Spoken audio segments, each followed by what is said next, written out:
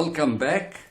As mentioned earlier, when I mentioned all those who unfortunately passed away during the week, I referred to the late Ronnie Raff, and I have today invited a very, very close friend of the late Ronnie Raff, and that is Hugh Raichlin. Afternoon, Hugh, and it's actually a privilege and a pleasure for you to please pay tribute to Ronnie Raff.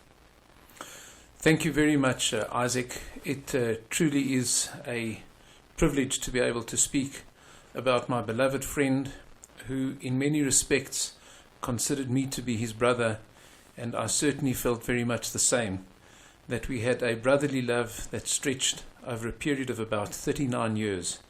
We met in 1979 when I came to the Keter Torah community that was led at that time by Rabbi David Lappin, and Ronnie was a person that I think everybody gravitated towards, and our friendship started immediately. And the qualities that I came to love about Ronnie, and it's even difficult to talk about the late Ronnie because it's just so hard to absorb the terrible loss that I personally feel, no question that his family feels, and in fact that the entire community feels. The qualities that connected me to Ronnie were the qualities that connected us for the next almost 4 decades. And that was that Ronnie was a person that truly was able to reach out to other people and accord every person tremendous respect in a way that can only engender a feeling of self-worth in the other person. It's quite fascinating that the Parsha during Shiva for Ronnie was Parshat Naso from Bamidbar, Sefer Bamidbar. And Rabbi Jonathan Sachs, the former chief rabbi of the United Kingdom, he asked the question as to why Hashem used the word Naso in counting. Because we see that the first pasuk of the parasha says, "Vayedaber Hashem el Moshe lemor, Naso et rosh b'nei Gershom, kam heim leveit avotam lemishpachotam." And you see here that there was a census being conducted. In this case, it happened to be from the tribe of Gershon, and the word Naso is used. And Rabbi Sachs elucidates that the word Naso actually means to lift. That for Jews, when one counts, it's not a matter of simply using a word like lispor, for example, to count a quantitative experience. Naso has the root of lifting, and it's lifting the head.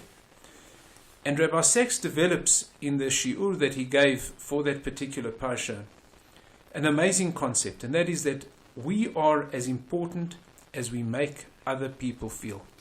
And that to me was something which was one of Ronnie's core values, and that is that every person that came across Ronnie or that Ronnie came across was important to him. I was privileged to be last night at the Hesped at Keter Torah for Ronnie, and I think it was his son Yoni that told us, in fact it was Yoni, that told us that when Ronnie was a young man, he was a very popular man. He was the head boy at Benoni High School, and he was loved by everybody. He was a true leader. And the leader that he was didn't come because he had a forceful personality that he forced upon others, or that he wanted to take that role of leading people.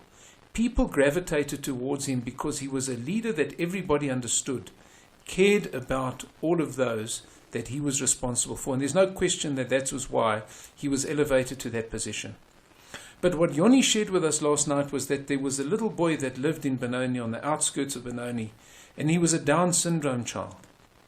And without anybody knowing, Ronnie got on his bicycle on a regular basis and traveled 5 kilometers to go and spend a little bit of time with that Down syndrome child. And nobody knew about it until years later when the family told the Raff family what Ronnie had done. And that was so typical of Ronnie, that he would do it in a very quiet way. As Rabbi Rappaport said last night at the Hesped, a stiller way, a very modest and quiet way. He wasn't looking for glory, he wasn't looking for covet, for honor. He just wanted to pursue goodness for the sake of goodness because everybody was important.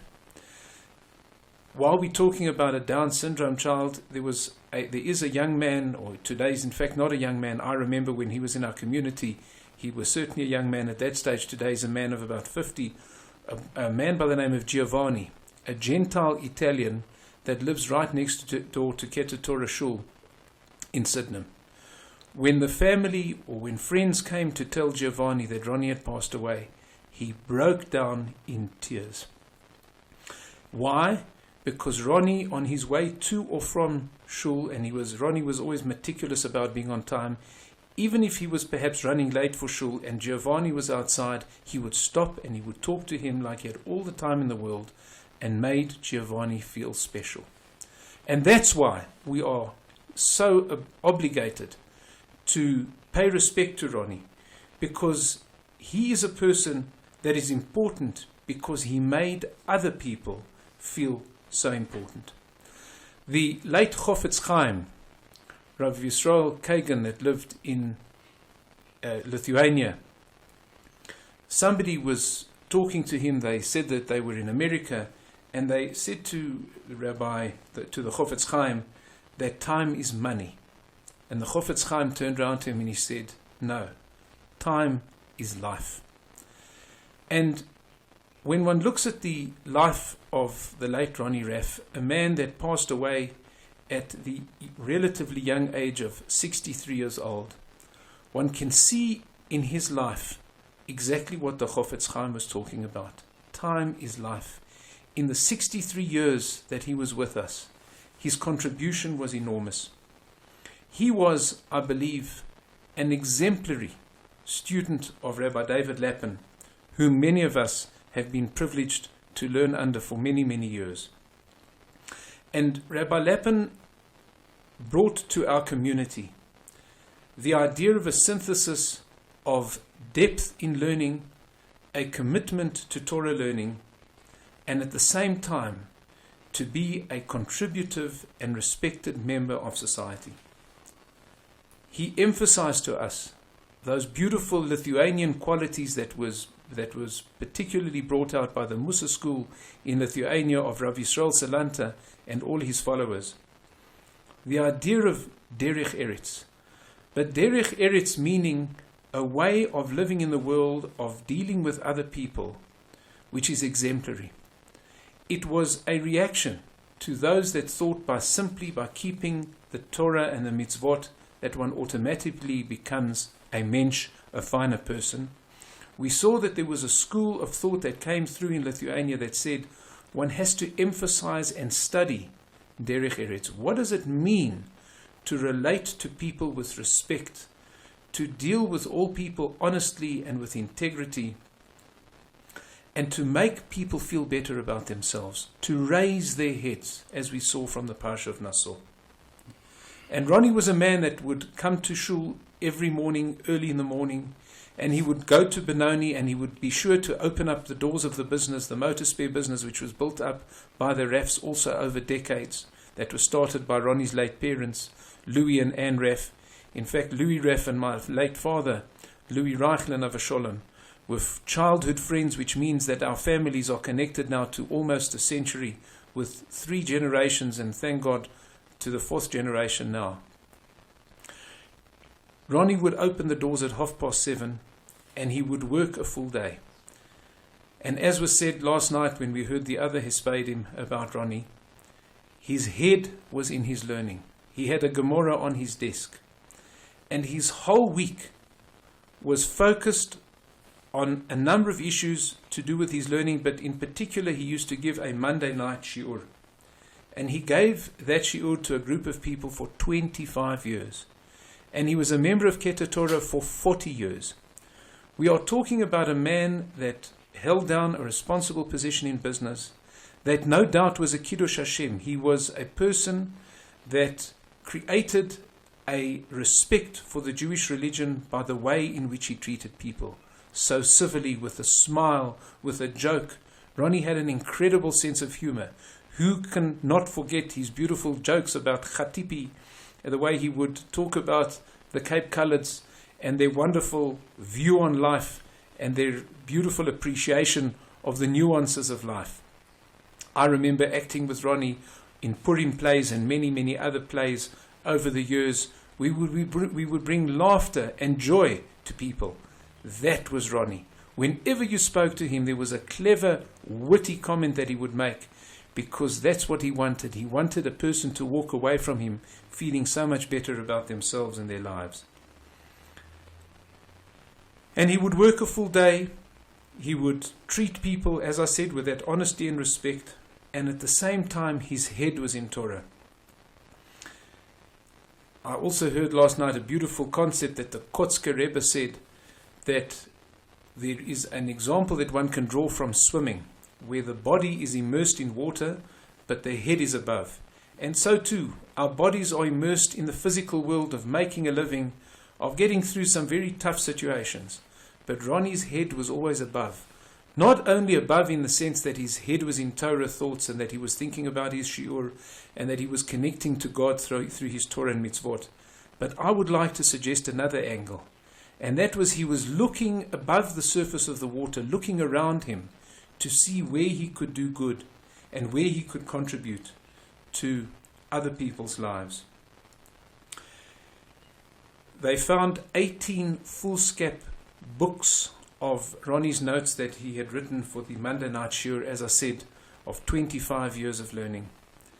And this shows a person who had contributed in such a real sense to the people around him that had come to him to learn, but it was more than that. It was literally everybody that came into contact with him.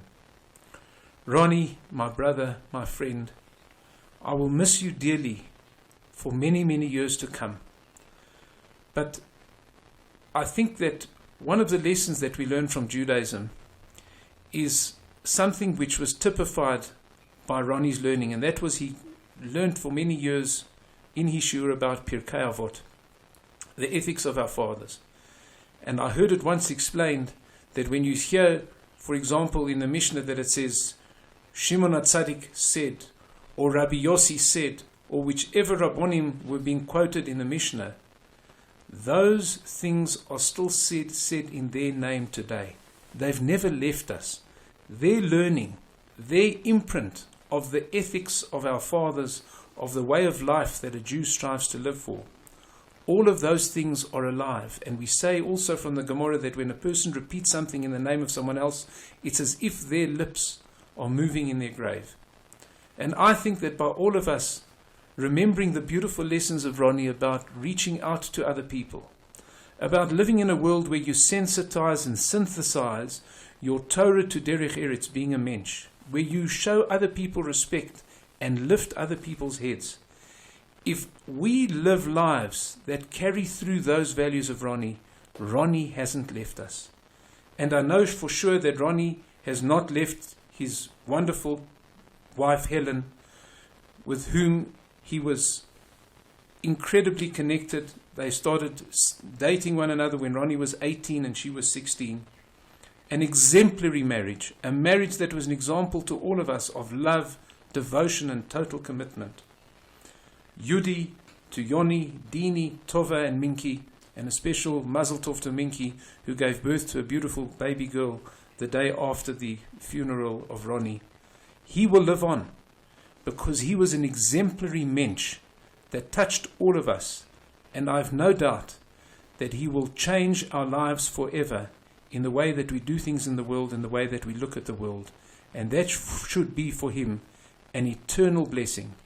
And he should be for his family a Meilitz Yosher, a Gute Better in Shemaim, that he should intercede on high for blessings for his family, for his friends, for his community, and all of Klal Yisrael. Thank you, Hugh, for this magnificent, marvelous hesped. Of course, Ronnie was one of the pillars of our community. He will be sorely missed. I sat always behind him. I've been a member of Keter Torah also nearly 25 years. Never missed a morning, never missed the evening unless he was overseas. And he always used to take a break to go and learn overseas for a few months. I don't know if you remember that. So If you please, you can tell the family this is recorded, it's on YouTube and on Mixcloud, and if they want a copy of this, I'll certainly have one made for them. Thank you, Hugh. Go well, and thanks for your wonderful contribution.